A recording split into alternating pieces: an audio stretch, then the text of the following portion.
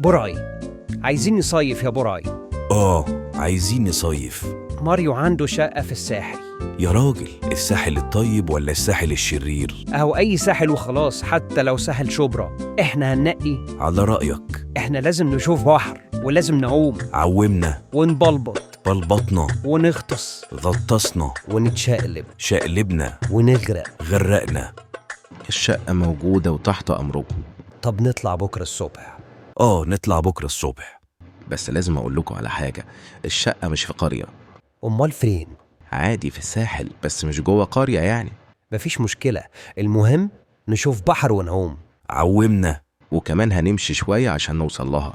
ليه؟ طب ما نركب مواصلات يا ماريو. مفيش مواصلات لحد هناك، احنا هناخد ميكروباص من الموقف هنا لأول الطريق، ومن هناك هنتمشى كتير يعني؟ شوية. خلاص نتمشى، المهم نغطس غطسنا ونبلبط بلبطنا ونغرق. غرقنا.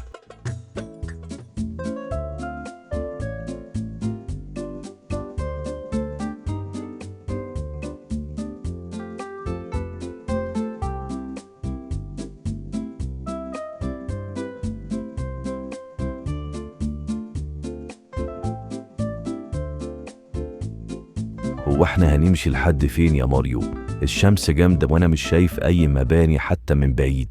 قربنا. طب نريح شوية، أنا بنهار.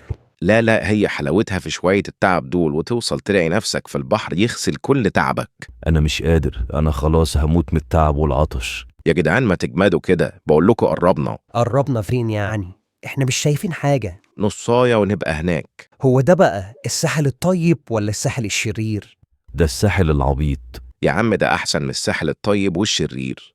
يا سلام. طبعا الساحل الشرير غالي قوي. والطيب؟ الطيب طيب، بيئة كده ما فيهوش حاجة من ريحة الساحل. طيب، واللي احنا فيه ده فيه ايه من ريحة الساحل؟ السحلة. خلاص وصلنا. فين؟ يا عم هناك اهو. ده لسه بعيد. يا عم هامت، يلا نكمل، اوعدكم ساعة بالظبط ونوصل. منه لله. مين؟ الساحل.